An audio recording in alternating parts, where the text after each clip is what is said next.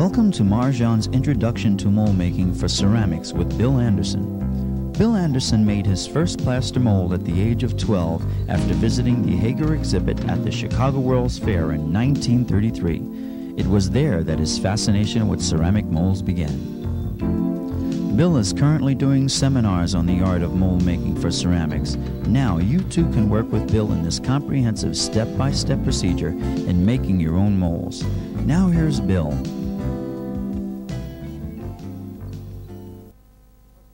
Hi, I'm Bill Anderson.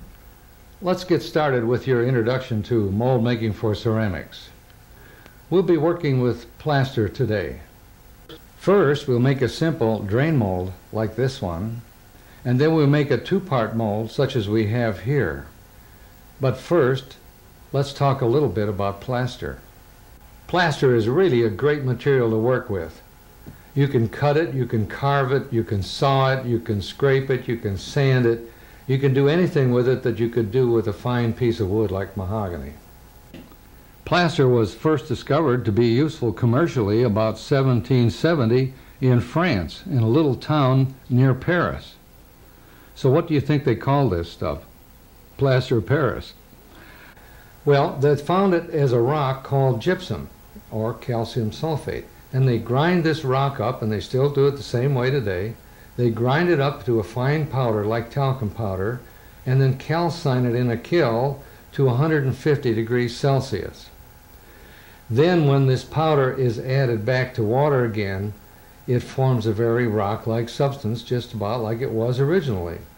And we might think, well, after we get through with our molds, we can grind them up again and put it in the kiln and heat it up to 150 degrees Celsius, and we've got plaster of Paris again. But it doesn't work that way. It only works that way one time. That's initially.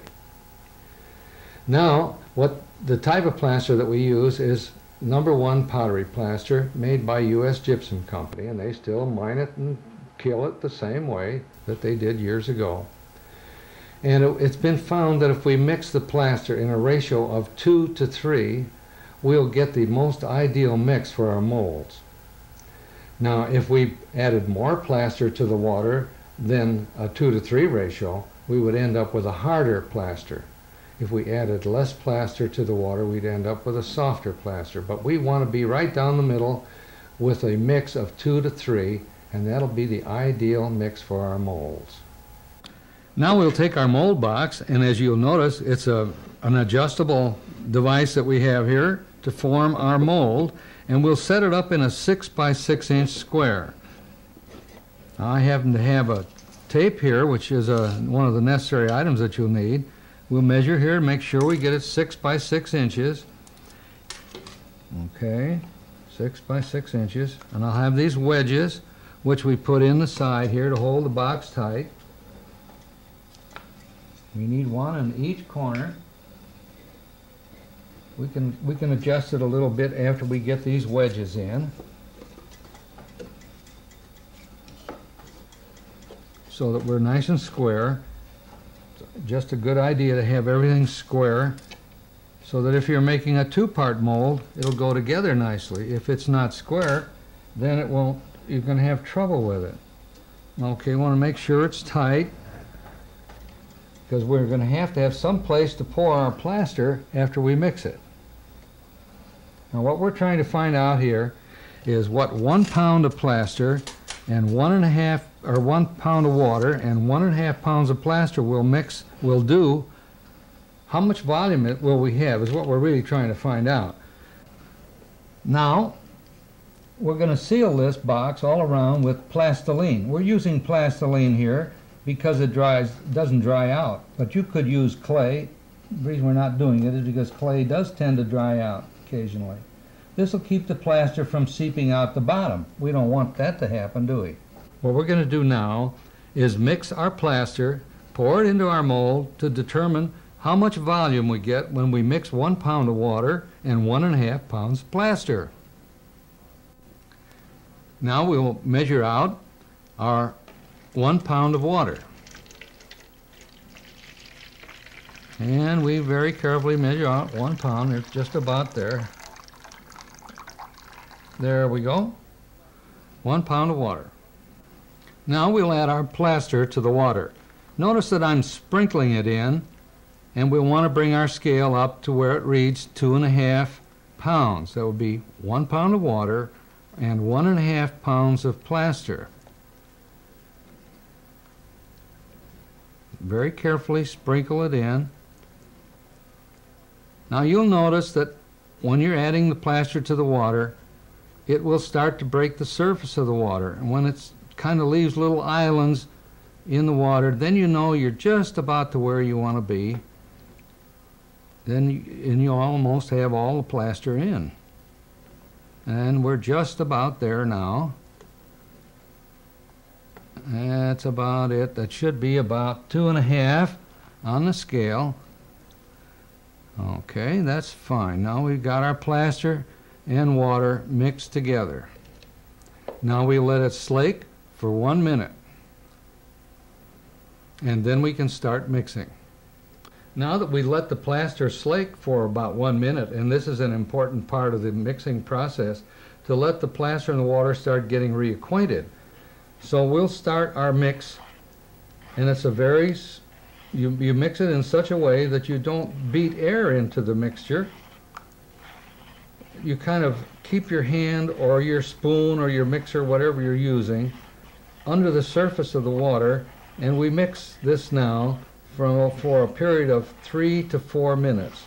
Many things determine the setting of the plaster: the humidity in the air, the temperature of the water, the speed at which we mix it. These are some of the factors that govern the length of time it takes for plaster to start setting up. Plaster doesn't dry, it sets. Now you'll notice that I keep my hand under the surface of the water. I'm going in a circular motion as well as a back and forth motion. We don't want to get a lot of bubbles in there, because if we did, we would possibly have them in contact with our model when we're making our mold, and that would spoil our model. It will spoil our mold. So we continue the mixing now from 3 to 4 minutes, and when it's ready to pour, you can draw your finger across the top and it'll leave a mark on the surface of the plaster. And you can feel, and you can notice that it coats your hand. You can see it's not coating my hand yet. So we have to mix it longer. We've only mixed it now about a minute. So we have to go about 3 to 4 minutes, as I said before. And we'll notice that it starts to get thicker. We want to pour it not too soon and not too late. Obviously, if we wait too long, it'll be too thick to really be useful in making the pour. So we want to get it just right. Now I want you to notice that I've applied a parting agent on the mold box and the surface that we're working on here. And by the way, this surface I didn't mention earlier is a sink top cutout. It's a Formica surface. It's really great to work with, and you'll see that in just a few minutes why we're using it. You can use marble too, but it's a little heavier and harder to work with. You'll find the sink top cutout is really great for this. Now we'll just continue our mixing. You can start to feel it when it gets thick. You see it's still not coating my hand. Now these are very important steps to remember in mixing plaster. The slaking period for a minute and the mixing without stirring in any air, without introducing bubbles, so that we don't get any, there I spilled a little bit, but don't worry about it. It comes right off of the Formica surface. Now I can draw my finger across it and you can see it leaves a mark. It's starting to coat my fingers, and we can pour it. Now I get it into the mold as quickly as I can. Now again, remember what we're trying to find out is the volume that this is going to give us. Now I'll just set this aside, and then I'll shake this, get it into the corners, and as I shake it I bring any bubbles up that I may not have, or that I may have gotten in there when I mixed it, you see. If the bubbles come up to the surface, that's fine. We don't have to worry about those. Now we can let our mold box set until the plaster sets in 15 to 20 minutes. Now that the plaster is poured in the mold, we have to get our bowl cleaned up right away because the plaster is setting all the time.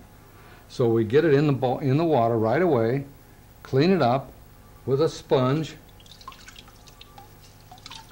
and we'll get all this plaster out of the bowl. See, you can see it setting up right away. Get our bowl cleaned up. And we don't want to do that in the sink, by the way, because if you do, you'll get it in your plumbing. And you get it in your plumbing, you've got big plumbing bills. We want to make sure and always do it in a 5-gallon bucket of water like this. And you won't have any trouble. The plaster will settle to the bottom and it'll get firm up on the bottom. You can drain the water off later on and then dig the plaster out and throw the plaster in the trash later on. It's all biodegradable when it goes to the dump, so you don't have to worry about that either.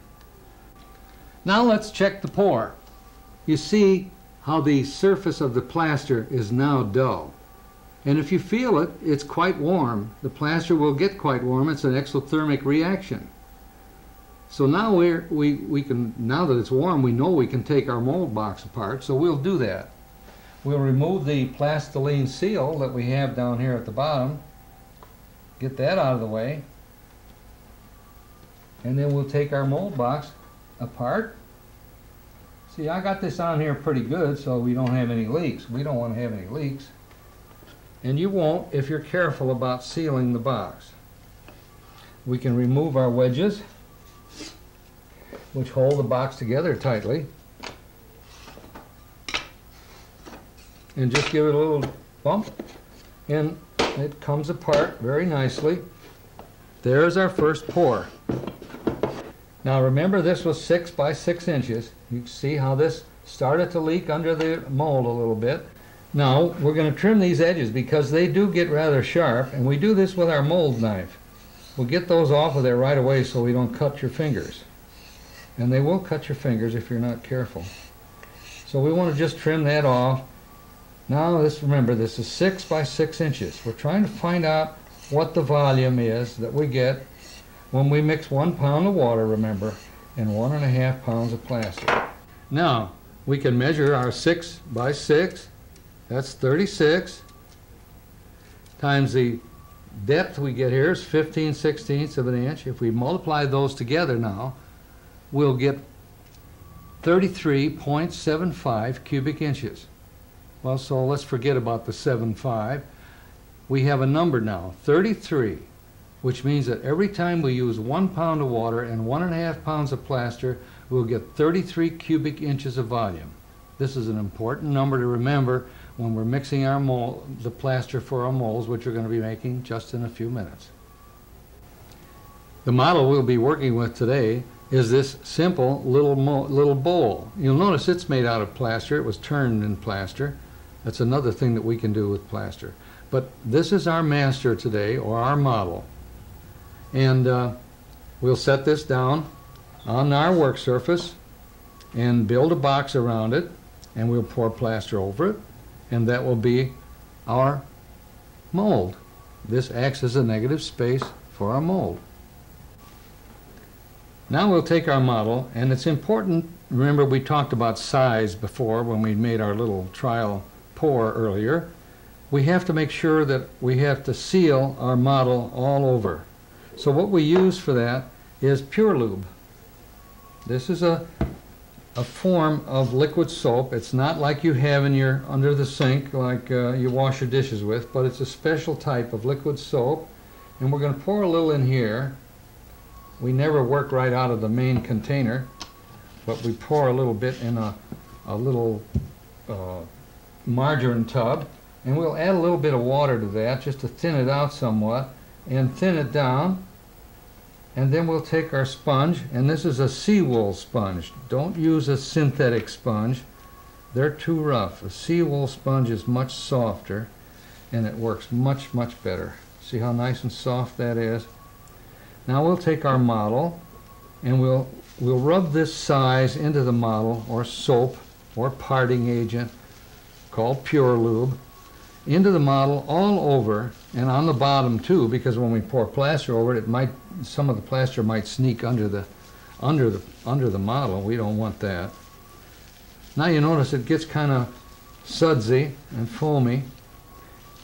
And when we get it about to that point, then what we have to do is take our towel and squeeze out that excess soap in the sponge so that we can get all those suds off of the model. Now we'll get all the suds off. Very nice. Now you notice it has a nice sheen to it, almost like the keyboard on an old piano. And that's the way we want it.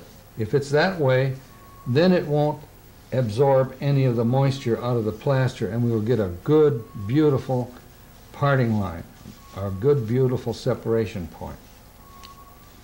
There, that's just fine. Now while we've got it on our sponge, we'll put it on the surface of on our work surface here, so that we don't have any plaster sticking to that, because our mold's going to go right around this, remember. We'll set this down, we'll get this out of the way, and we'll get our mold box, the pieces, we'll get those all soaped up or sized. I'm going to put a little bit more on there. Okay. There we go. And we'll get this all ready for our first pour, for our first mold of a simple drain mold. We're going to make a cute little bowl. There we are. Now that's all set. Now you want to remember to make sure there aren't any suds on the model, because if you have suds on there, the plaster will not set up properly. It interferes with the setting of the plaster. So now we'll set up our mold box around the master, around our model, just about like this. It's a great little adjustable box, and it's great for molds about this size. If you get bigger, then we have to nail our forms together because there's more pressure from the inside from the plaster. There we go. Now we want to keep about 1.5 inches all the way around the outside from the widest point of the mold of the master. Widest point of the master. About 1 inch to 1.5 inches. Now we've got the mold box around our model. Now we're ready to put our wedges in to get this up nice and tight. Okay, we'll get the wedges in all 4 corners. Just like this.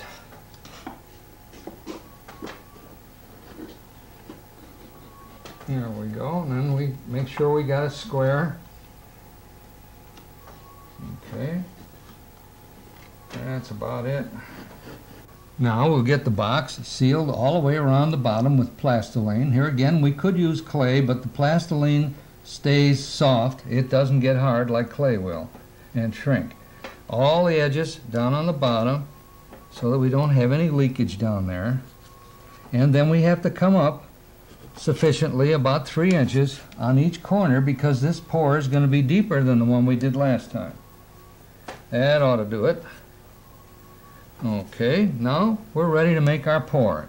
Now we want to measure to find out how much plaster we need to cover our model. You can see here it's about 3 inches in depth.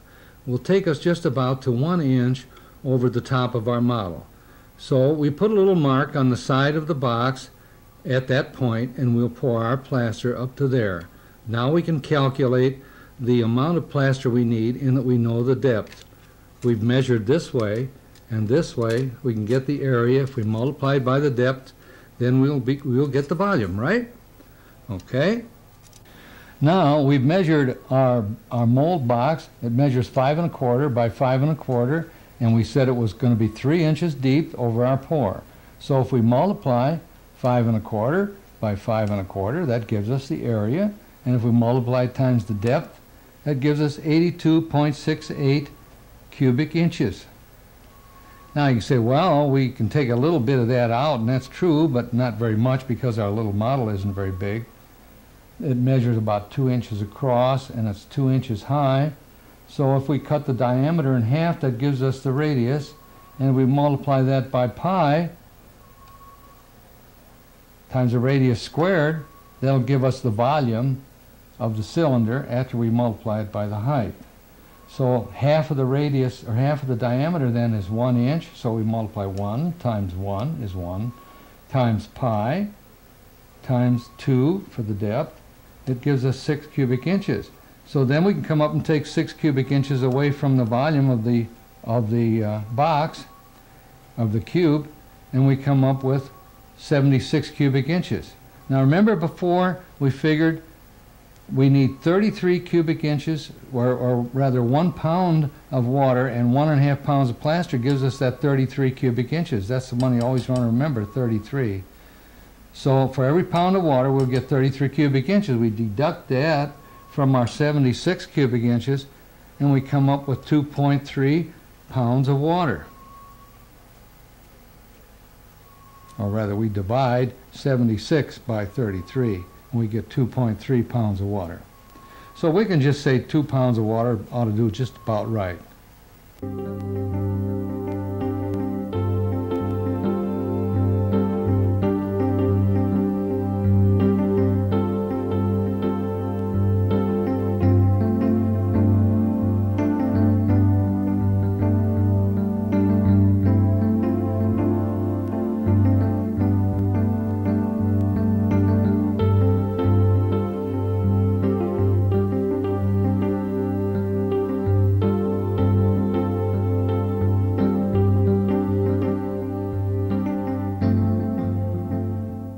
Now we're pouring it into the mold. As you see, we get it in there right away. It's just an ideal mixture. Now you can see it covering the model, and it'll come up to a point where it's about 1 inch over the top. See, we've figured our mix just right. Okay, now you see how that is?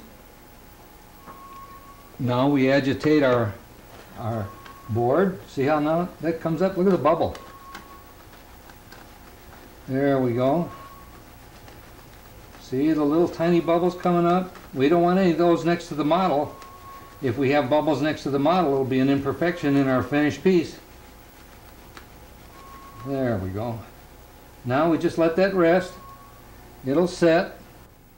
Now that our plaster is set up, it's nice and warm, we can remove the mold box, take the wedges out, remove the mold box, and there's our first mold. Okay. Now we want to get these sharp edges off just like we did before. We'll trim those off with our knife. Remember, our master is still in there. We still have to get that out. But now that the plaster has cooled, the expansion has, or rather, it's contracted a little bit. So we've reduced that expansion somewhat, and it'll be easier for us to get the master out. So the way we do that, now we can further dress this mold up, and we could do this a little later on. It's by using our scraper. We draw this across here like this, and we can get all these bumps off of it, and we'll get it down real smooth. Make it look very nice and professional, and then we'll trim our corners at a 45-degree chamfer. But let's get our master out of there first, the model. There it is, you see? Looks like we'll never get it out. Well, we hope we will, and the way we do that is with a rubber mallet. We tap it gently this way, and it will, all the way around, you can feel it kind of jumping in there, and it will come right out.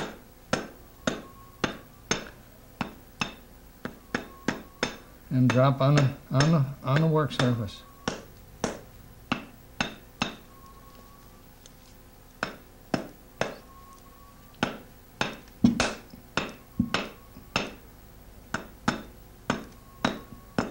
There it is. And there's our master. Came out. And we can trim these edges up a little bit here. But what I wanted to point out to you, we've taken trim this off at a 45-degree angle, so the nice and clean corner, and it won't chip. Like so.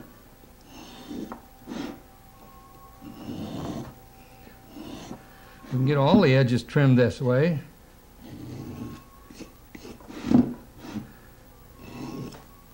Like so.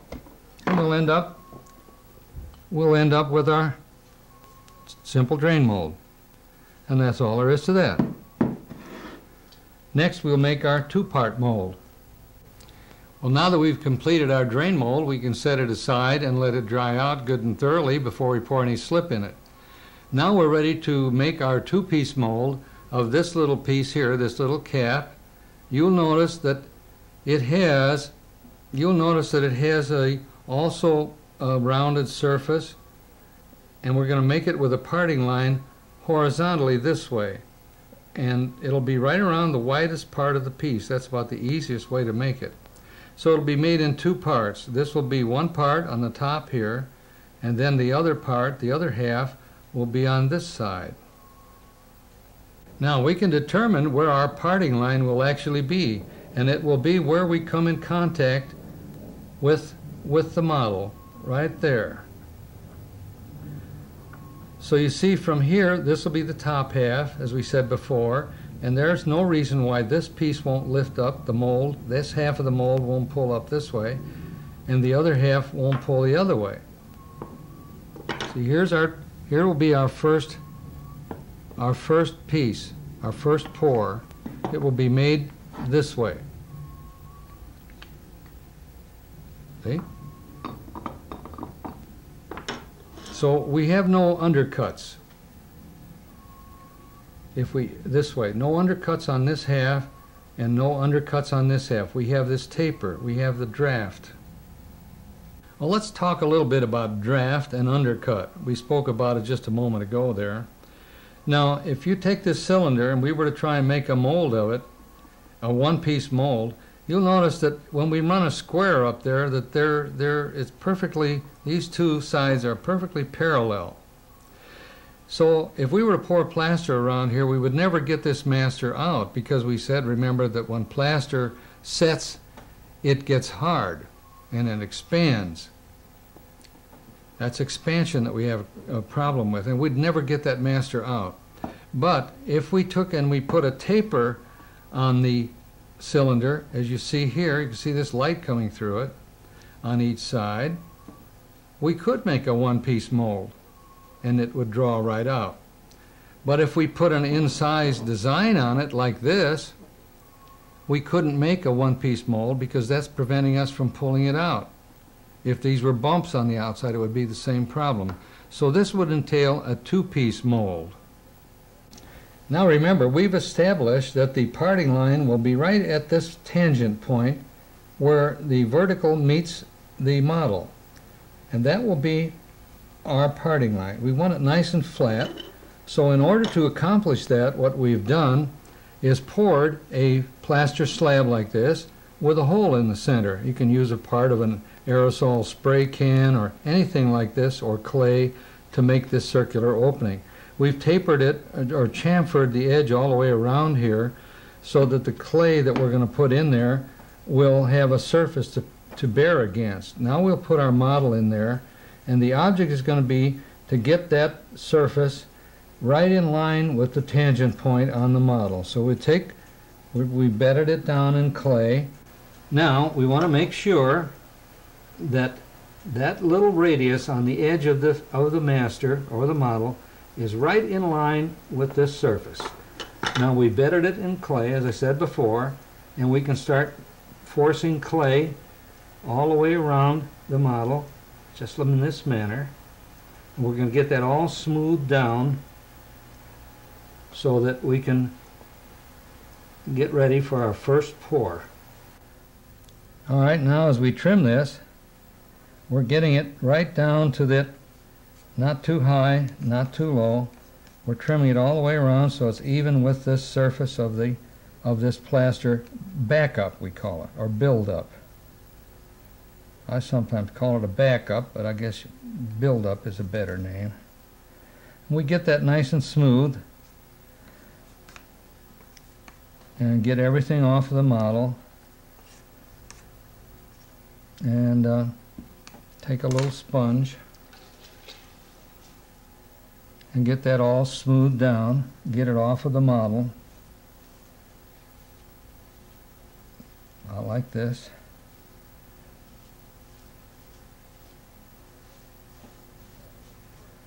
And we're ready to make our first pour, but first we have to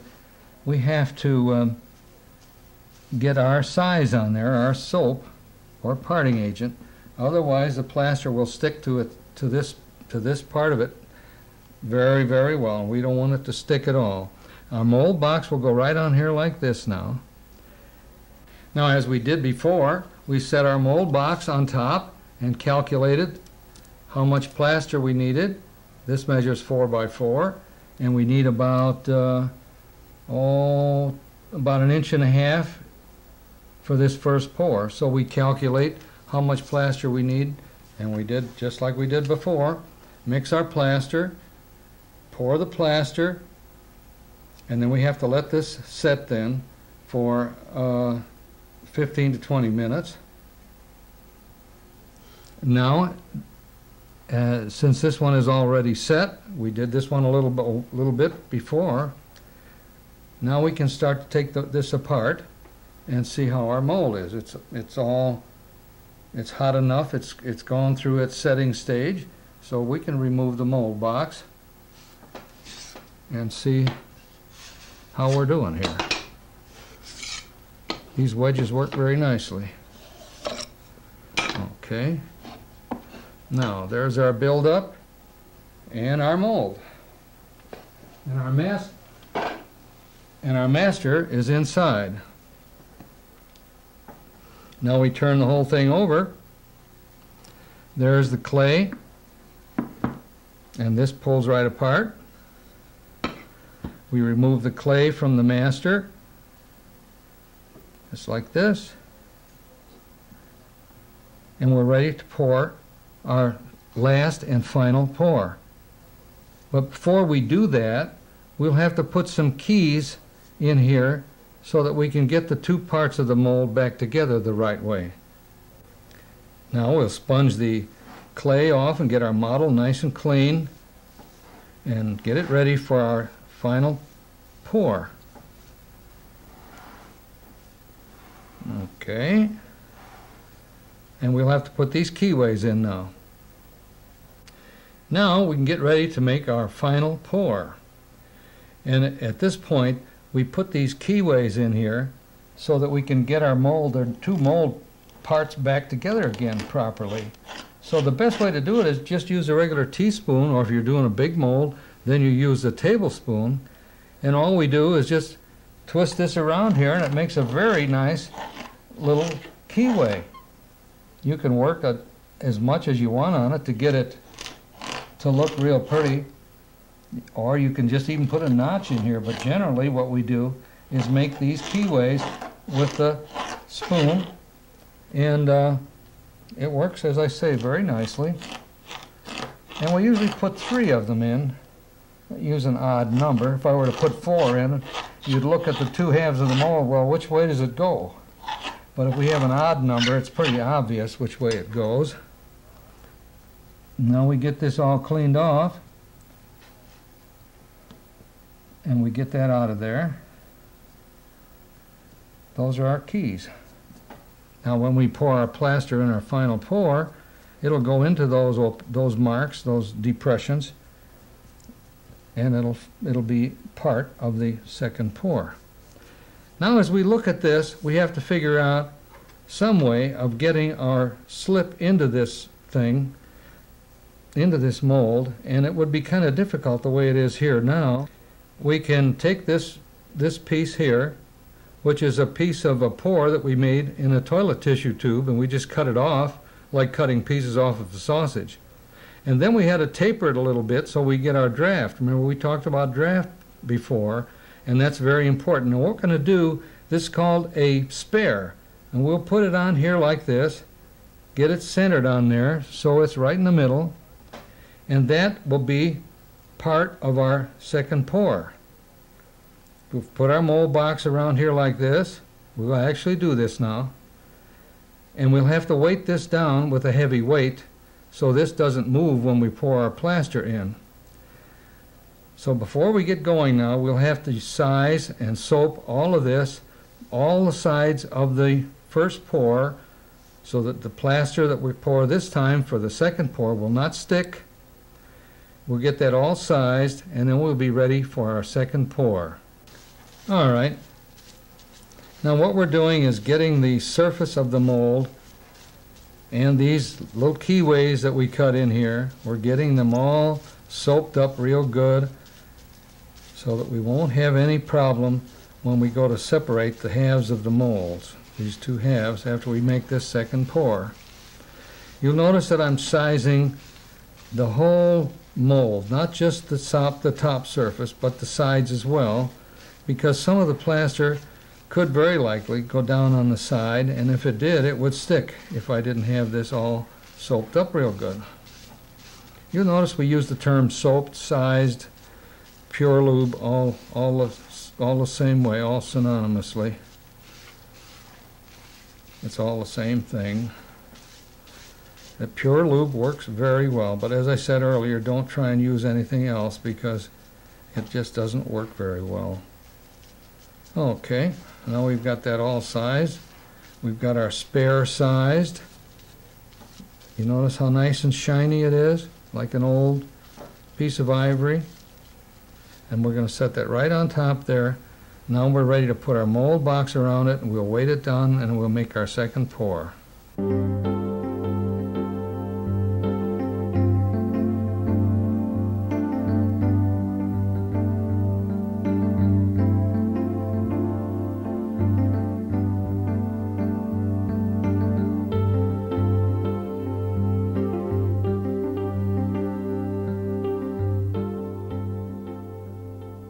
Now that we've calculated the amount of plaster that we needed, we've mixed it just as we did before, we're pouring it into the mold, and you notice I've got the spare that we talked about all weighted down, and we're going to pour this to a point just below the spare so it won't cover it. That'll be just about the right thickness for this pour.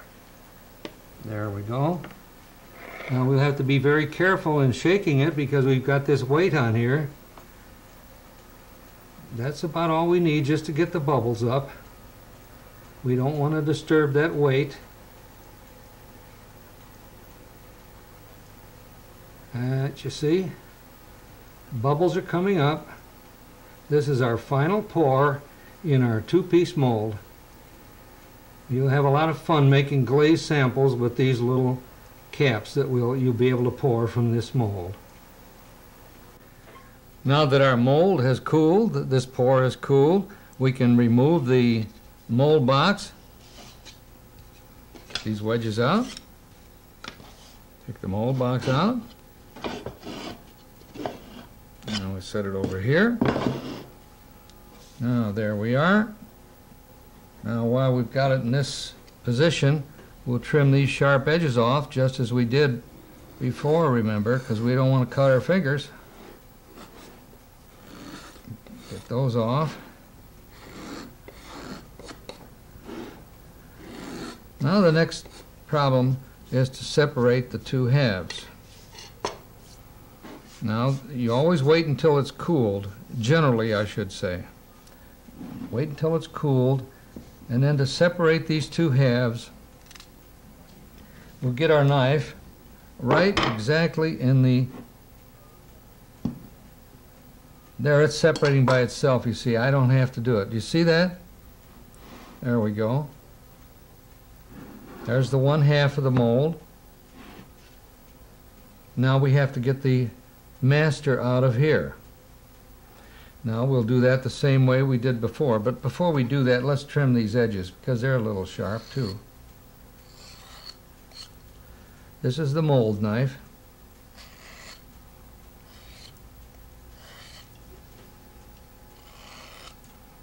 See how easily that's done? We'll get the other ones later. Now by tapping this, we'll get our master to come right out.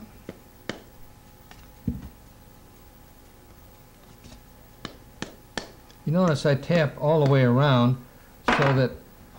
so that we don't put any stress on it in any one particular position.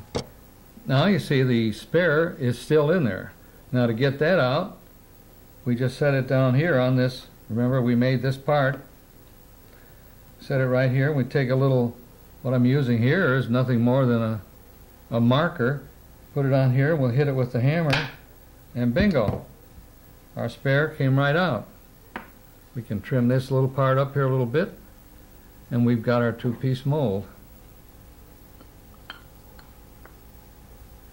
Now all I have to do is trim this up, these corners, at a 45-degree angle.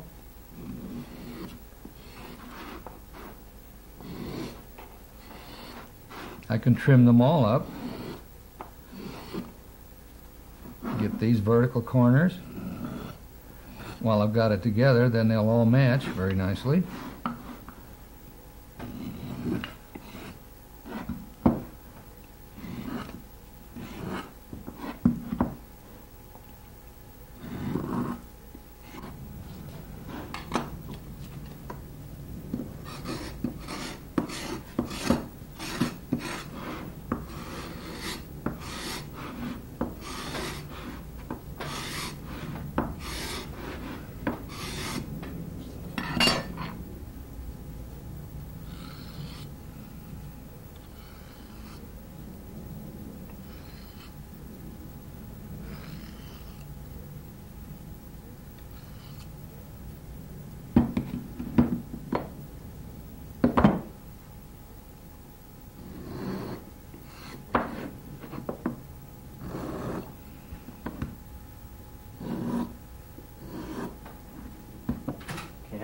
Now, if we were to make a mold of this mold, we'd have to make a mold of each part. That's what we call a block and case mold. In that case, we wouldn't have trimmed all these edges. We would wait until later on, and it would trim the production molds we would make from the block and case mold. That will be covered, the block and case mold will be covered on a subsequent tape. Let's take a moment now to review the items that you'll need, the equipment and materials that you'll need to make your own molds. A number of these items are available locally in your area. However, Marjan does offer a kit containing the items that you'll find most difficult to obtain. In the kit, you'll find, of course, the mold box, which I'm sure you're familiar with, and that comes in the kit. And then a mold knife, you'll remember we use for trimming the edges on our mold. That's pretty much a necessity too. Then, of course, you have to have plaster, and in the kit you'll get 10 pounds of plaster, #1 pottery plaster. And then a scraper. You remember the scraper that we use to smooth down the surface of our mold like this, remember, as a great tool. Then the plastiline we had to have, you remember, and you'll get the plastiline. That comes in a 1-pound package. We use that to seal the excuse me, to seal the bottom of the mold box so it doesn't leak when we pour the plaster in. And then clay, 5 pounds of clay. You remember we had to have that to seal around our mold when we put it in this flat plane, this plate or build up. So there's 5 pounds of clay. Then we'll need the sculptor's tool, of course, which we saw before here, to smooth your, not only put your plastiline in, but also to smooth your clay around your model. You remember that? Okay. Then we need the pure lube. Remember, this is our parting agent or soap, which we'll have to have. And then we have 2 sponges in the kit, like this, Seawool sponges, for applying the pure lube. And in addition to that, we have a very excellent book, a textbook, called Plaster Mold and Model Making by Cheney and Ski. And it covers a lot of things, all the things that we've been talking about. Here's your your flat build-up that we used before. It's really an excellent textbook. That's all in the kit.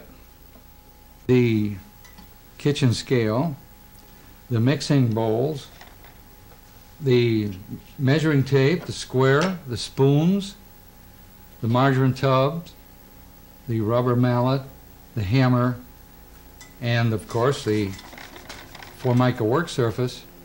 I'm sure you can find very easily. Most of these things you probably already have in your home. I'm sure that you thought of several things that you'd like to reproduce, several little items. When you do make this selection for these items, consider first, can I make it in a one-piece mold like this, you remember? Or a two-part mold like we did before, where we used a flat plane or flat surface parting line. All you have to do is follow the same procedures that we used here today. In addition to that, you might like to try making your own models in plaster. This is a very rewarding experience. You get a lot of satisfaction out of being original and then making your molds from those masters or from those models. This we'll cover on a subsequent tape. Now on our next videotape, we'll cover making molds from models that require an irregular parting line or wavy parting line. And then from those molds, and that'll be a multiple piece mold by the way, and then from those molds we'll make molds of those so that we can reproduce this mold in a large quantity, let's say 100 or so. It's a production mold. And that process is called block and case mold making. I've certainly enjoyed spending this time with you, and I hope you've had as good a time as I have. Mold making is really a fascinating subject. Once you get into it, you'll never want to give it up, and plaster will be your friend for life. Till next time, see you later.